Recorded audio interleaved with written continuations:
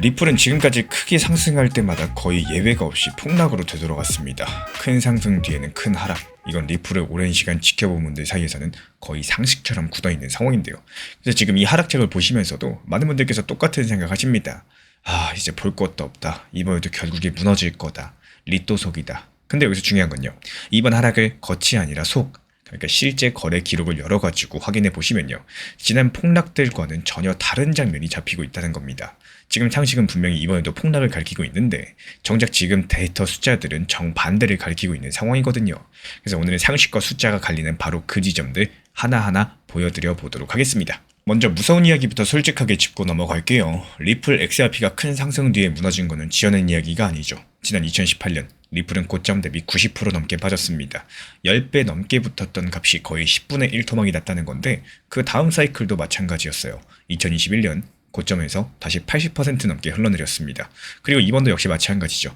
작년 여름 리플은 사상 최고가를 찍었고 우리 돈으로 5,000원대까지 갔습니다. 게다가 리플은 한동안 7달을 내리떨어졌습니다. 2014년 이후에 가장 긴 연속 하락이었었는데요.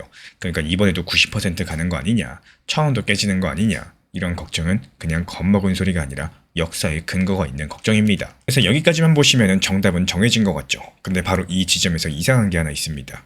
과거의 폭락과 이번 하락은 겉으로 봤을 때 똑같이 많이 빠졌답니다. 하지만 그 속을 들여다보시면요. 세 가지가 완전히 달라지는데 이 세 가지를 알고 나시면 왜 이번에 다르게 보셔야 되는지 그 감이 잡히기 시작을 하실 겁니다. 한번 하나씩 볼게요. 첫 번째는 깊이입니다. 방금 말씀드렸죠. 과거 폭락은 80%, 90%대였습니다. 근데 이번 하락은 70% 선입니다.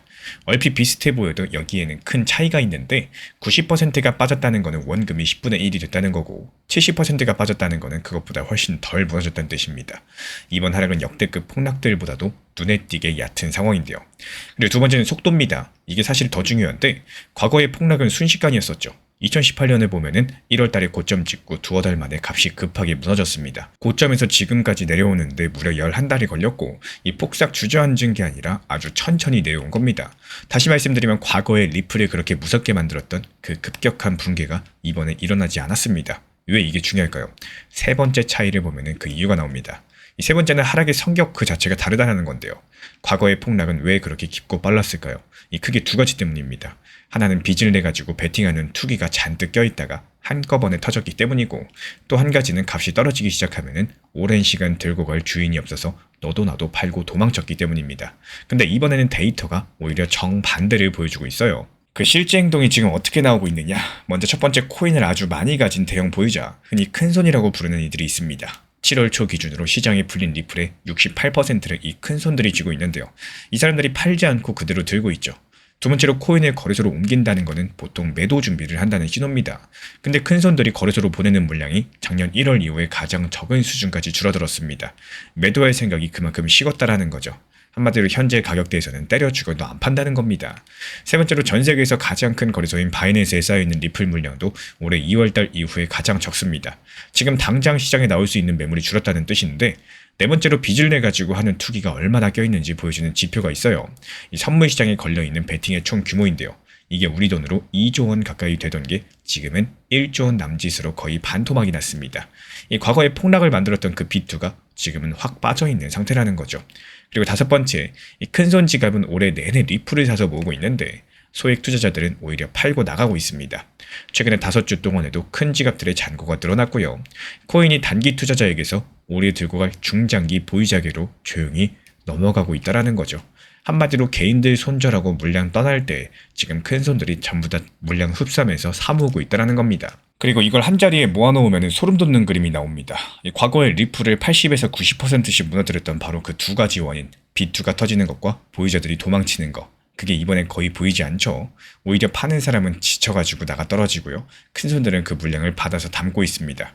여기 한 가지 더 있는데 리플은 사이클이 바뀔 때마다 바닥 자체가 계속해서 높아져 왔습니다. 2020년 바닥은 우리 돈으로 약 150원이었고요. 그 다음 사이클 2022년 바닥은 420원이었습니다. 그리고 이번에 1,500원대 근처에서 버티고 있죠.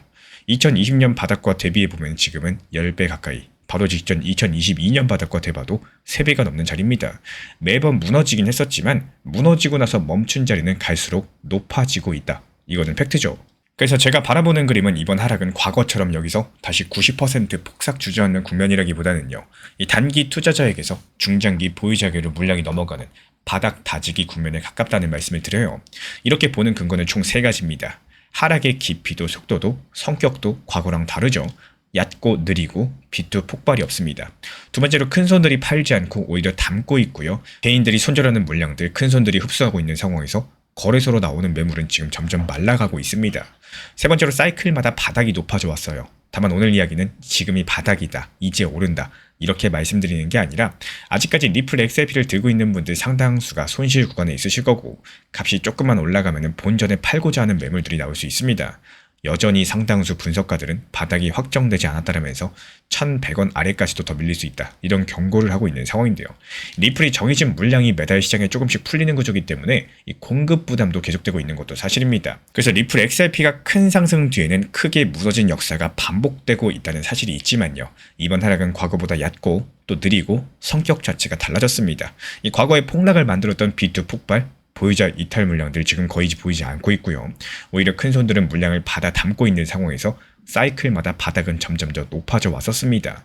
다만 이건 바닥을 받치는 힘일 뿐이지 실제 수요가 붙기 전까지는 곧장 폭등한다 이런 보장이 없기 때문에 우리 구독자분들께 한 가지만 여쭤볼게요. 이번에 정말로 역사랑 다른 길로 가게 될지 아니면 그동안처럼 결국에 한 번 더 무너지게 될지 이 다음 영상에서는 오늘 말씀드린 신호들 그러니까 거래소로 들어오는 매물들과 현물 거래량이 그 사이에 어느 쪽으로 움직여 왔었는지 실제 숫자를 들고 다시 찾아뵙도록 하겠습니다. 현재 제가 안내드리고 있는 정보방 입장에 대해서 관심이 있으신 분들이 최근에 많아지셨습니다. 간단하게 한번 설명드려 보도록 하겠습니다. 먼저 항상 무슨 일이 있어도 업비트, 빗썸, 현물 매매로서만 안내드리고 있기 때문에 원칙 매매를 잘 활용하시는 것들을 추천을 드려요.